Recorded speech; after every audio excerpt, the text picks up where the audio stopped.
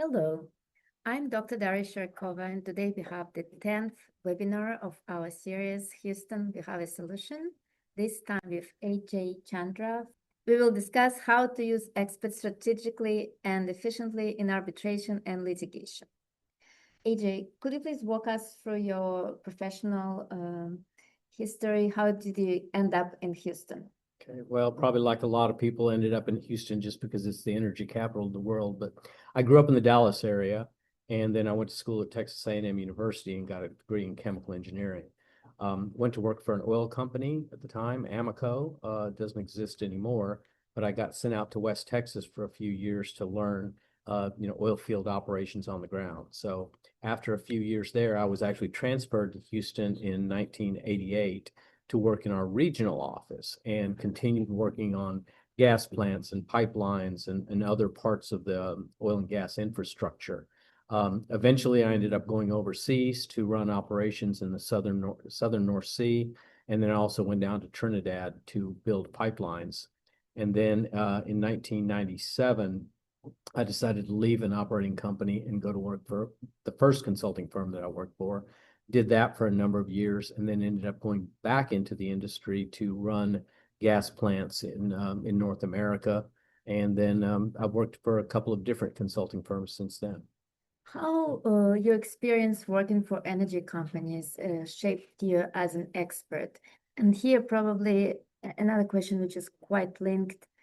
Do you think there's a difference between the theoretical experts, those who have studied and have PhDs, versus experts like yourself who gained a lot of experience on the ground? Yeah, I mean, obviously, the term expert is such a broad nomenclature, right? There are people who do accounting expertise, engineering expertise. For our firm, we're a small firm. We've only got about 40 employees worldwide, but almost all of us are engineers. And having the experience of working, like in my example, with pipelines, gas plants, LNG, those types of facilities really gives us some in-depth expertise. And I think that's really, really important when you're talking either operational issues or commercial issues around contracts that we've dealt with or construction. A number of our people around the firm are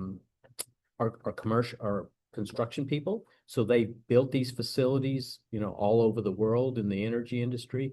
And by the way, our firm, all we do is energy. So we're a little unique in that we're kind of a boutique consulting firm from that standpoint. A lot of the larger consulting firms will do obviously multiple industries outside of energy.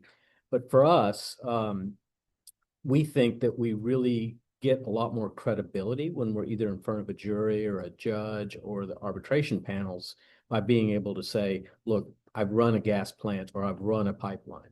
The people who have gotten it through education, like you mentioned, the PhDs, that's a different type of expertise. And of course, it can be quite valuable depending on what you're looking for. For us, the lawyers, it's really important that they find people they can deal with, addressing the issues that they want to address. Because I can look at something and maybe the issues I want to address as an engineer might be very different than what the lawyers want to address. But it's up to the lawyers to make sure that we are addressing the right things. So if they like people with lots of expertise, and I kind of joke about having the oily rag in your back pocket and have been out there doing it, that's what they need, and then we're the right people. And if they need something else, then somebody else might be the right person. Before we go more to technical questions, could you please tell us why you decided to become a consultant? I probably have to say more by accident than anything else. The first firm I joined actually didn't do much expert consulting work. We mainly did a lot more advisory. We did, M&A, market analysis, those sorts of things. I tell people around here and all my friends, I think the more gray hair you get, the easier it is to be an expert. So as you get the experience level that gives you the credibility in front of the judge or the arbitration panel, that's probably what works out really well for us. And so most of the people that we deal with, they're going to be people in their 40s and 50s and 60s as experts, primarily because until you have 20 or 30 years expertise and experience, it's really hard to get in front of a judge or a jury or an arbitration panel and say, I really know what I'm talking about in terms of this. That's difficult to do if you've only got 10 years of experience. And coming to the main question, how is different arbitration, being expert in arbitration from being expert in litigation, and what you personally prefer? Again, that's a hard question, but we could probably spend the entire hour talking about the differences between litigation and arbitration. And it's very much like what the lawyers, specialize in different things. So especially in Texas, obviously we have a huge number of lawyers in Houston who are litigation based. And I think people think that in the United States, we're litigation based. And when we think of arbitration, we generally think of outside the United States. Even though in the US, you have the American Arbitration Association. In Canada, you have various arbitration regimes. So I'm lucky that in my career, I've had the opportunity to do both. I do a fair amount of litigation. And as a firm, we probably are pretty evenly spaced between litigation and arbitration. So that's actually kind of good from our standpoint. Again, I think it gives us credibility to not just be focused on one particular piece of the puzzle, and to also offer our clients and lawyers the opportunity for people who have experience doing all that.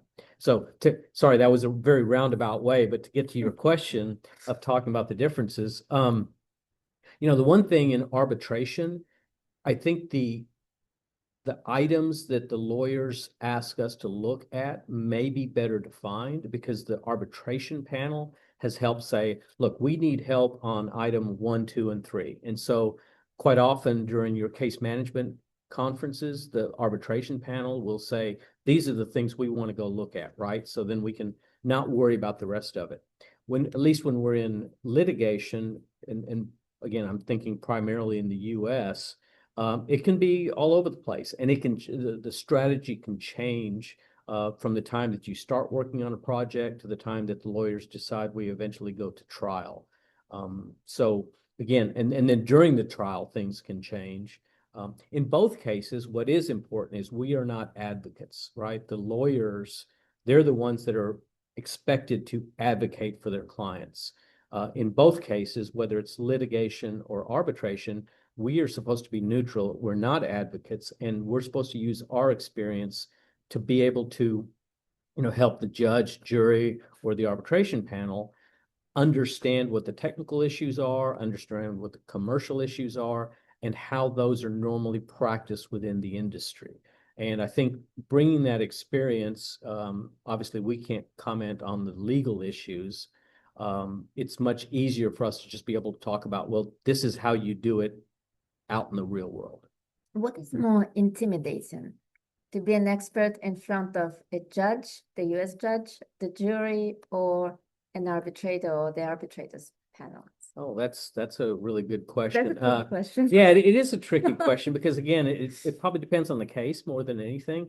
I've been lucky enough to have some jury trials, and in a jury trial, it's very different, because you're basically talking to people who may or may not understand the technical piece, right? I mean, again, it's a jury of your peers. So we're supposed to pick, in Texas, 12 people who are independent, who don't necessarily know things.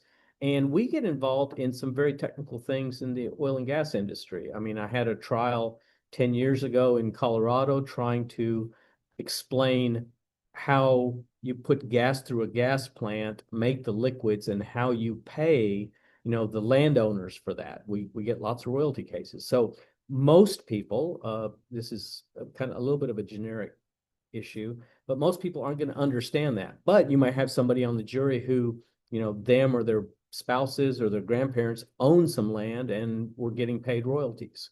So that's always kind of interesting, because in that case, we become almost like a teacher in trying to help them understand what the issues are. Sometimes the same way for a judge in litigation. We're helping the judge understand, sometimes we get in front of a judge that's been doing it for 20 or 30 years, and this might be their 100th royalty case, in which case they already understand the pieces, and you just need to be able to, again, explain how it fits into this particular issue. With arbitration, it's different because if you've got three-person arbitration panel, they may be aware of what's going on. They may not be. They're always intelligent people, so they have the capacity to learn, but you never know how many times they've been through these particular cases or how much time they've spent learning the issues. I can think of gas plants again. I'm not going to probably teach an arbitration panel how you separate everything in a gas plant, that they can conceptually understand it, and they may not need to know the technical details. Have you noticed any difference between the arbitrators of civil law tradition versus common law traditions? For instance, French lawyers, if you have met them, Swiss lawyers versus US lawyers or UK former judges. Yeah. No, there are very large differences again in the way that they treat it. And, since I'm not a lawyer, I can't really talk about how the law is different, but how we write but for the experts, how we write our reports, what the issues are that we're asked by either the lawyers or the arbitration panels to look at can be quite different. So from that standpoint, it's always interesting, to see the differences. I mean, most of the engineers that I know that are experts, not discounting other folks, we're always curious and we want to understand. And I think the more that we do this, like, you get some senior consultants, they've been through enough of this that I think sometimes they can help the lawyers a little bit with strategy and trying to understand how we move through the process. I'm asking this question because there's a debate on inquisitorial nature of arbitrators in civil law systems versus more adversarial nature of arbitration involving lawyers from common law. So have you noticed this inquisitorial tendencies in civil law arbitrators, how they treat the experts? Yeah, look, I love it when the panel asks us questions, and I think that happens under both systems, right? Because from an expert, first of all, I'm always proud of the work that we've done, and whether that's me or somebody else at Baker O'Brien or anything else. And so we spend a lot of time. I might spend a year or a year and a half working on a project, and I only have 30 minutes or 45 minutes to make my presentation in front of the tribunal, right? So the more questions they ask me, one, it says they may have actually read our report, which sometimes we're kind of curious as to how much they understand it. They understand it, but again, they don't understand all the technical nuances. So the more questions they ask us, that's probably generally better. And I think for us, that again shows that they've looked at things, and where they don't quite understand it, it gives us the opportunity. So I'm not sure if I've seen more questions come about in a common law versus any other system. But like I said, I really like it when the tribunal asks us questions, and it isn't just the cross-examination by the King's Counsel or something that's going that. The other thing that I think falls a little bit with what you just said is the hot tubbing, or getting the experts together and allowing the experts to sit together so that the tribunal is able to ask both of us the same question and see how AJ says one thing and the other person says something else. I think that's helpful for the tribunal, and I think it's also helpful when the experts do agree on some of the issues and it isn't just adversarial between the experts. Thank you. And another question, which goes to the difference of treatment. Do you see any difference in commercial arbitration cases versus investment arbitration cases? Well, I mean, the first thing, probably in many of the investment cases, the dollar values are much larger, but that isn't always the case. I mean, we've had billions of dollars in commercial litigation too. in commercial litigation, different skill sets, right? If we have consultants, if we have experts who've spent a lot of time negotiating contracts, writing contracts, they of course have the expertise to be able to go through that. When you're dealing with you know, investor state disputes or large scale disputes, it probably tends to fall more on the legal issues associated with things that are going on versus that specific contract, even though you have the nuances associated with contracts. I think there's probably more standard practices in the commercial sense, at least in the United States. Like, for example, after Winter Storm Uri, we looked at a lot of different contracts associated with the pricing of gas. Mm-hmm. And the NASB, the National Energy Standards Board contract, is kind of the standard contract that most of those were written under. So there's changes. I mean, every two parties are allowed to change some of the things in the NASB, but 90 or 95% of the contract is the same. I think when you get into the larger investor issues, you probably have more bespoke contracts to worry about. Do experts have, the conflict issues? Can you represent or not represent? It's not the representation issues. Can you be an expert for a party which was on the, let's say, opposing side in a previous case? So I can speak about Baker O'Brien and the other firms I've worked at. We take conflicts very, very seriously because, and one of the reasons I think that we have to take it so seriously is because everything's based on our reputation. If we lose our reputation or somebody says, hey, you did something that you shouldn't have done in one particular case, they don't ever want to hire you again. And for us, that's the kiss of death, right?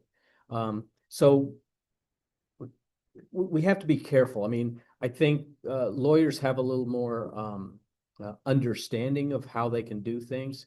We're not such a large firm that we could do a number of different cases, some against one party and some with some party and separate. I think if you're in a big law firm, you can say, oh yeah, the London office is going to take care of this and the Houston office is going to take care of these other one, and they're not allowed to talk to each other. We have a more difficult time doing that. We usually, well, not usually, we will always wait until we've stopped working on a case, and then we want to allow enough time, that if we then work for the same party in another capacity, it should be a totally different case, not related. Obviously sometimes the people that may have worked on a previous case can't work because they may have knowledge of something that would, again, undermine our credibility. And I think that's the most important thing is we want to be fair to the client. We need to be fair with the lawyers, and we need to maintain our credibility. Excuse me. We need to maintain our credibility in front of the judge, jury, or arbitration panel. Let's discuss how you can make a lawyer's job easier in making your job easier. So what's the best stage at which the lawyer should come to you? Yeah, we always tell the lawyers, the earlier you come to us, better. And we understand, look, there are cost pressures associated with coming to us earlier. So it's not like you have to engage us for, hundreds and hundreds of hours of analysis. But one of the things that frustrates me personally is we see pleadings that have already been filed, and we read them at the time that the lawyers want to engage us, and we go, something's not correct. It could be technically wrong. It could be inconsistent with industry practice. It may fit the legal structure, and I don't expect the lawyers to understand how, NGLs are traded or gas is traded or how we run operations. But for just a few hours worth of our time or even a day of our time, if the lawyers come to us very early on, we can say, look, this is how the industry works. This is how this works. This is, how it works, how we can help you. So one is to engage us early. And that might be engage us, and then we sit there for the next 6 months and don't do anything until the case plays out. Some of the best lawyers I've worked with actually engage us before anything has even been filed from a legal standpoint.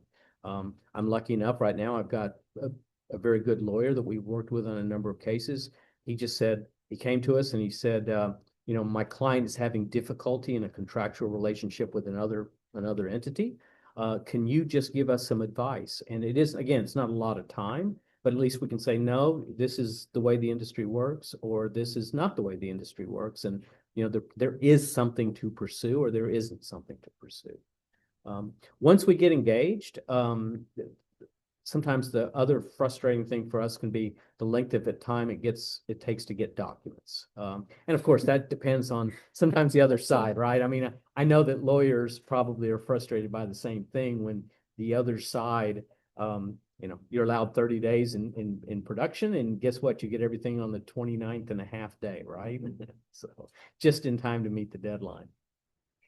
Speaking about the deadlines, have you noticed any difference from depending on cultural tradition of your clients, how they submit documents? Oh yeah, I'm interact. Right. There's all kinds of issues.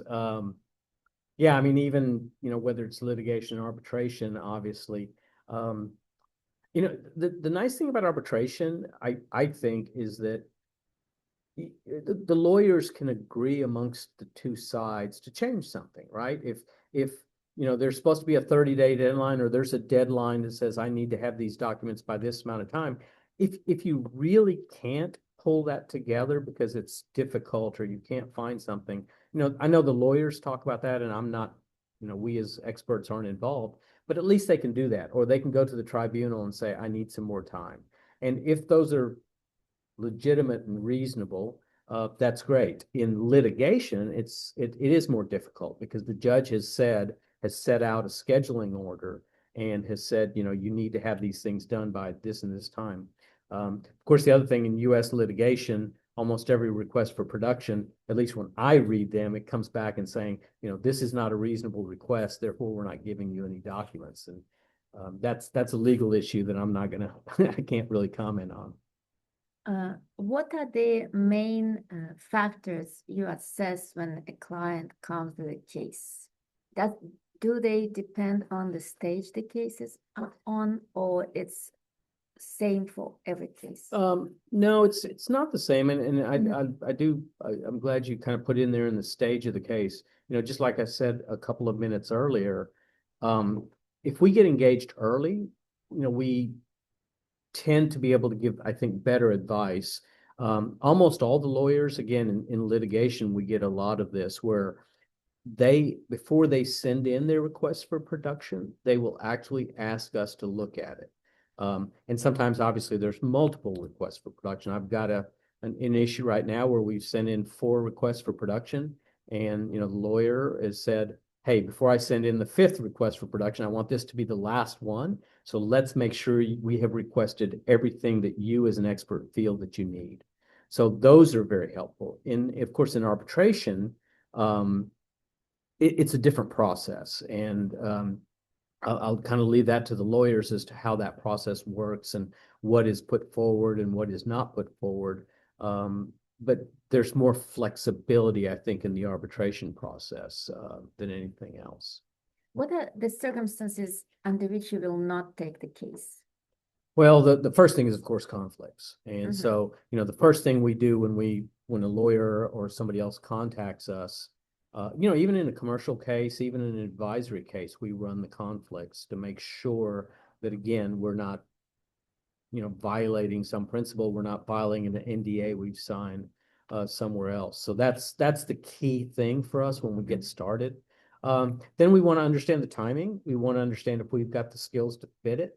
Most of the time, because we're all energy experts, we generally can do something if it's in, energy or chemicals, oil and gas, or refining. Sometimes it might be a little bit different. It might be just a construction case that maybe isn't quite on the energy side, but we still have the skills. And so that's the second part. After we run the conflict check is who do we have that can be credible? Again, we don't want to put people forward on the project who can't complete the project or can't be credible in front of the jury, can't be credible in front of the judge. So that's always an important part. And even if we have the skills in-house, we also have to have that the people are available, that they're not so busy doing other projects. So those are some of the things we look for. And then we want to start seeing, most of the time the lawyers will give us the initial pleadings or, the first set of interrogatories or something else going on. We want to start looking at that as much as we can initially. And we're willing to spend a few hours, initially to look to make sure, hey, is this something we can do? And then if we look at the pleadings and we say, we can't, we wouldn't be able to support this particular position that's already been drawn. We, again, for our reputation, we think it's better to just say, look, we can't do that, right? That isn't consistent with my experience. And, my experience in the industry is not equal to everybody else's experience in the industry. I've seen some parts, I haven't seen some parts. So there may be another expert somewhere else that could say, hey, in my experience, this is the way that it works. Whereas AJ or Tim or somebody else in our firm would have to be able to say, this is not the way our experience says that this should work. So in some situations, if they had pleadings which contradict what you think about this case, that will be a bar for you to take this case. Yeah, because we don't want to take a case that, again, it either affects our credibility or we can't do a good job for the client. So it is important that it fits with what we think is the right answer and the analysis. Now, that's probably more than anything that might be on the commercial side. If you're looking at construction dispute, it's easy to say either this project from an engineering standpoint was designed correctly, or you were supposed to build it in X number of months and it took longer. Then you have to dig into, okay, why did it take longer? If during COVID, everything went belly up. I mean, there's so many things that changed during COVID that I might be able to, I might have initially thought, yeah, this project shouldn't have been delayed, but again, you couldn't get something. And in which case the delay is a reasonable delay. Now let's go to the dream case. Can you discuss and describe the dream case for you, the dream client bringing you a dream case? Yeah, I'm not sure I've ever had a dream case. So no, it's like a lot of things, right? We have some great relationships with some really fantastic lawyers in the industry, and there's obviously some that we like working with. And when I think the ones that we like to work with, again, it gets back to a few of the things I've already said. They engage us early enough that we're not crunched. You can't call me on a Friday morning and say, I need the filing by Monday afternoon. I mean, maybe we might be able to do it, but maybe, it'd be difficult. If you call me and say, look, we've got, here's the documents, we've got several weeks to do it, fantastic. So that's probably part of a dream case, right? Coming in early, having the documents. Obviously budgeting is difficult with all clients. I mean, everybody wants to get things done cheaper, faster. And we're not saying that they have to be unreasonable numbers, but we want to make sure that we have the ability to do it both in time and, obviously our people doing it. And we're not all working, 20 hours a day to finish it up. What can client do to make your work less efficient? Not talking about coming late, but is there anything which lawyers should be aware of? Well, sometimes it's the underlying client, right? The company that we're all working for. They could, if they're very slow in getting document production, if, I mean, hopefully they haven't told us the wrong thing, but we can have fact witnesses that have conflicting information, right? I mean, that happens occasionally, hopefully not that often.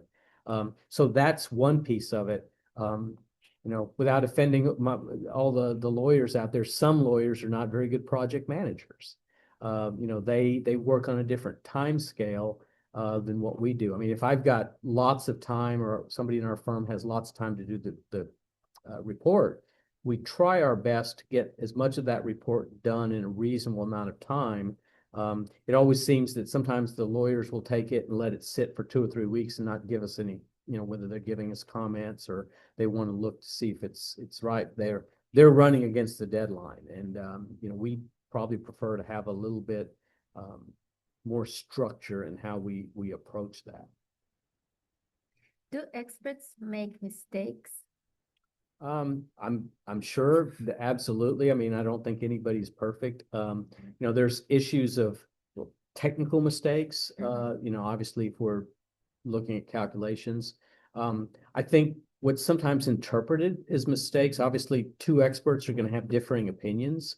I really like the way that an arbitration panel I was on a couple of years ago, the president of the tribunal said, it's okay for the two experts to have different experiences and to disagree based on the experience. So I don't know that I put that in the context of a mistake, but yeah, we can disagree. We have found, sometimes though there are actual mistakes in reports, or they haven't they haven't completely looked at something. All the regulations aren't there, so I'm sure that happens in several cases. And what should the experts do in this case? Should they inform somehow the tribunal, the lawyers, I guess? Yeah, I think there's always a delay from the time that a report is put into the tribunal or into the case in litigation. Sometimes facts can change a little bit. I mean, I think most anybody who has been an expert for a while has filed an addendum of some sort. I think it's important for us to one, be able to do that, and to recognize that sometimes we need to file that. And sometimes, you may get additional information. Sometimes you may have found that some things happen. It can be embarrassing, but we've had problems with Word, right? I mean, the Microsoft document, things disappear in one version to the next, and it's you need to be able to make sure that you can capture things like that. In your experience, have you ever seen the cases where there was a consulting expert just behind the scenes in a case, who would not testify but still be there? Should such experts be somehow revealed to the other party in the tribunal? Oh, that's well, let me start there. There's a couple of different questions that you just kind of asked, but no, look, I'm at least in my experience, I think consulting experts really help the legal team, right? And I think again, getting back to the us coming into a case quite early. I mean, the first thing may be that maybe the lawyer shouldn't be looking at who the testifying expert is. They should be looking at, hey, who can help us consult? Who can help us, understand what it is going on? So I think that is a great use of experts, and that more legal teams should be willing to engage those people early and get them in there. I'm going to defer the question of should the tribunal or whomever know about that? I think that's a legal question. So I'm not sure, I think in most cases, well, they might know that somebody's back there helping, but whether that should be disclosed, I think that's probably based on where you're at and what the legal rules are and things like that. But I think it's a great help, and we've found that to be a really good case, a really good use of consultants. Because the other part of that is sometimes you can get some really good consultants who, for example, know about the operations or know about the plant, and maybe they're just not going to be able to testify for various reasons, or maybe they're not going to be an experienced testifier, or things like that, to where you just really want somebody else is better at explaining the things to the tribunal, but a lot of the technical work can be done by a consulting expert. Let's discuss the report. How do you approach the writing of the report? And very important question, do you use AI in drafting the report, or this is strictly prohibited and you're not using that at all? So I think AI is new enough that I'm not sure there's any good rules. For our firm, we're a fairly small firm. And one of the things, again, we're very, very, very cognizant of all the time is, we sign non-disclosure agreements. We, obviously have to keep almost everything we do is confidential one way or another. So, these large language models that are out there, the problem is if you start putting things into them, depending on how those are set up, that information may get out into the public domain when you don't want it to. The large law firms now have captive models, and so they know that if they put a contract into an AI system, it won't leave the computer system of that law firm. So if you're able to make sure that the information doesn't get out into the public domain when it shouldn't, that's obviously the right answer. If you just arbitrarily go put stuff into AI these days, there's a lot of these large language models, you then can't control where that information goes to. And I think that is doing a disservice to your client. That's obviously doing a potential disservice on NDAs and everything else. So our firm, we have not used AI because we're a small firm. If we, maybe on a few small events, we can do it where it's either non-confidential data, we're looking something up, we're trying to make sure that it fits within the regulations. And again, we will never put client confidential data into the AI system because we want to make sure that we can control where it goes to and it doesn't end up in places it shouldn't. I have heard from lawyers now that, of course, their underlying clients are, looking for ways to cut costs. And so I think, we're all going to be under those cost pressures as AI becomes more cognizant. One of the things we've done in a recent case that I've been involved in is, again, I can't put things into AI, but we went to the lawyers and said, they have a captive AI system. So we said, could you look at these contracts and could you ask these particular questions? It goes into their system, which they can understand is captive. We know the client's confidential information doesn't get out. And then the output of that, the lawyers can send to us, and we are able to use that in our processes. What do you think about the hallucinations? Because I'm very sensitive to everything is done, and I've noticed several times that there were hallucinations in AI, even when I ask it quite simple questions. Do you think that there are stages of your work AI may replace under the conditions of confidentiality? Yeah, I mean, I think, look, all of us, again, if you look at our underlying clients, there's going to be cost pressures, right? I go back 25 years when I first started doing a little bit of the legal work. I might get 3 or 4 boxes of documents that the lawyers send over to me. Well, now, because of electronic discovery, we might get 1 million documents. And I think it isn't useful to the client for us to spend a lot of time going through 1 million documents. If I can find a better way to say, hey, pull out the important things, pull out the contracts, pull out, if I'm looking at a construction issue, what are the documents that pertain to X, a part of the plan? What are the documents that are only in this time frame that I only have to worry about? I think that will be helpful for everybody. I mean, it will be helpful for us as we can eventually do more of that. It would definitely be helpful for the lawyers because, again, they're on the same issue we are. None of us want to spend time doing work that doesn't help the end product. And so the more useful information we can find, and I guess that's the important thing. There's information and there's useful information. I think AI can help us. We have to be careful about the hallucination issue.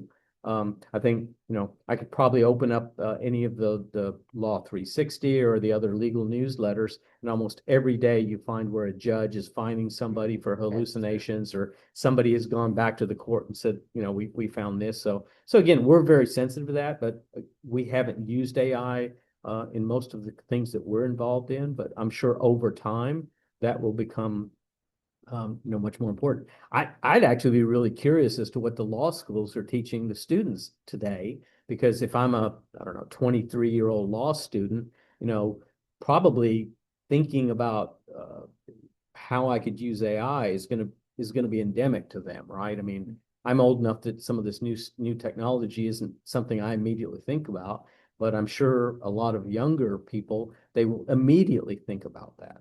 Unfortunately, a lot of law systems, they still have the bar exams set in the ancient times, I would say, because people should remember the information which is very easily searchable nowadays. Yeah. But that's a different issue. Well, I mean, 20 years ago, we didn't have Google, and now, it's a verb, right? I mean, Yes. you go Google everything, so. Exactly. Going back to the report, once you have your report, do you present it to your lawyers first or the client, the main client, the company, before going to the arbitral tribunal, for instance, or to the judge? Or you just go straight and they hear it there? I think that depends a lot on the system that you're in. I mean, again, you know, and the rules are different. In some places, we can't really share our work with the lawyers. Again, I think of certain countries where the systems are set up because they don't want the lawyers to, I'll use the word interfere, whether that's a strong word. In some cases, of course, you want the interaction. You know, we try our best to, you know, make sure that the client understands what we're working on and the lawyers understand what we're working on. And of course, staying within what we're allowed or not allowed to do, you know, in terms of looking at various pieces of that. So again, depends a lot on the legal infrastructure and the legal system that you're under as we go through that. Speaking about cross-examination by opposing lawyers, what advices can you give to them? Oh, to the lawyers. To the opposing lawyer? I'm not sure I want to give any advice to an opposing lawyer. No, look, how to cross-examine an expert. How to cross-examine an expert? I don't know. There's probably lots and lots of books, and I'm sure that in law school everybody learns about that. Okay, what not to do, not in order to, you know, keep everything friendly and decent and civilized. I think just common sense, right? I mean, look, I've got an opinion, and you know, I want to be able to not only express that opinion, but at the same time, I want to be able to provide all the backup. I mean, I hope our report has done that well. But and this may be again getting back to some differences between arbitration and litigation. At least when I'm in U.S. litigation, it is very adversarial. I think I'm not sure if it's set up that way, but it almost is, right? Because when you get into a courtroom, when you get in front of the jury, I kind of say almost anything is fair game. You know, I've had some depositions in litigation that I really walk out of and think that wasn't fair. I think the main thing is a lot of lawyers in litigation, again, specifically try to veer you off topic, right? So I've been asked to opine on A, B, and C. According to the rules, you can ask me about something else, but that's not what I was asked to do. So hypotheticals are always a little bit difficult, but I understand why they have to be there. You know, in arbitration, again, it's a little bit different. I only have 30, 45, maybe 60 minutes to present a direct case to the arbitration panel. And then, of course, they come and cross against that. And time limitations are probably more difficult in arbitration than they are in litigation. So in litigation, you know, again, the lawyers on cross will ask a lot of questions that may be off topic, whereas in arbitration, I think they need to stay more focused. You know, when I've been crossed on the stand, you know, again, we're trying to present the analysis that we've done. Again, as I'm an engineer, and if I've done engineering analysis, I'm not sure I expect a lawyer to understand all the engineering analysis, but just because it doesn't, you know, come to the same conclusion that you think it should be, doesn't necessarily mean it's wrong. In fact, from an engineering standpoint, it's correct, or it should be correct. In arbitration setting, have you noticed difference between civil law lawyers and common law lawyers? Are civil law lawyers less aggressive, let's say? Yeah, I mean, I don't have a huge amount of experience under the civil law systems in arbitration, but I see that. I mean, I think the Dutch lawyers are very, they're not very, I shouldn't say they're not very aggressive. They are aggressive, but their rules are very different. And so because the rules are different, you know, French law obviously, again, fits into a different system than English law. I always kind of joke about the King's Counsel or Queen's Counsel. I mean, obviously those are the top lawyers. Are they very polite? They can be polite, Mhm. you know, but they can also be aggressive. But that's probably why they get the fees that they get. So you think everything is fair game and prepared for everything? Not fair game for everything, but yeah, Mhm. I mean, we as experts, and I think most experts would say this, they want to be prepared. Obviously, you know the analysis that you've done, so veering too far from that, I think, is not fair, because it forces you into trying to say something that you haven't had the opportunity to analyze. If I've had the chance to analyze it, I've had the chance to, think it through, strengths, weaknesses. Those are all very fair questions because I can defend my work.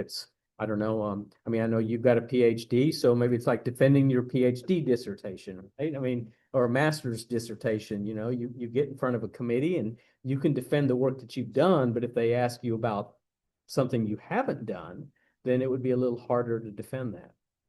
That's right. Let's go back to Houston. I know that Baker O'Brien does a lot of support for different organizations in Houston, and our good friend Louis, your colleague and my good friend, he's participating in Law Rocks, this special event for lawyers. I've been invited for the first time this year. Can you tell us more about this initiative, how you Yeah. participate as a firm? So if you're not familiar with Law Rocks, you're listening to this podcast. The great thing is it's a worldwide system, and it was set up by, I guess, some lawyers, and I'm not sure who all set this up. But it's basically, I guess, all the weekend bands that out in the garage that lawyers, if you play guitar or do something, it's basically a fundraiser for good causes. But all of the bands that perform are amateur bands, and they're basically made up of lawyers, right? So if you're a lawyer and you fancy yourself playing guitar, I guess you can form a band and join this. I know that they hold it, in Singapore, London, all over the world. But our firm, Baker O'Brien, we've been involved in the one in Houston for the last couple of years. Luis Ray, one of our senior consultants here, has a band called 24 Souls, and last year they won. So we're pretty happy that they beat out the other lawyers, I guess, and did Lawyers that. and experts. Lawyers and experts. Joint effort. Yeah. This year, we raised, well, their band, 24 Souls, raised $25,000. And that's how they kind of measure. Everybody gets to go out and try to raise money for various causes.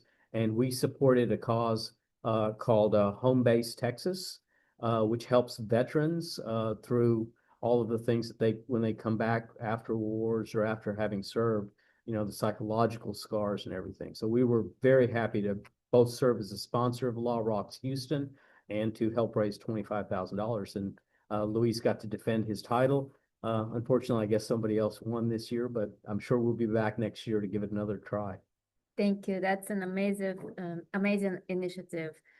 So I invite questions before I ask my favorite question about the places to eat and restaurants in Houston.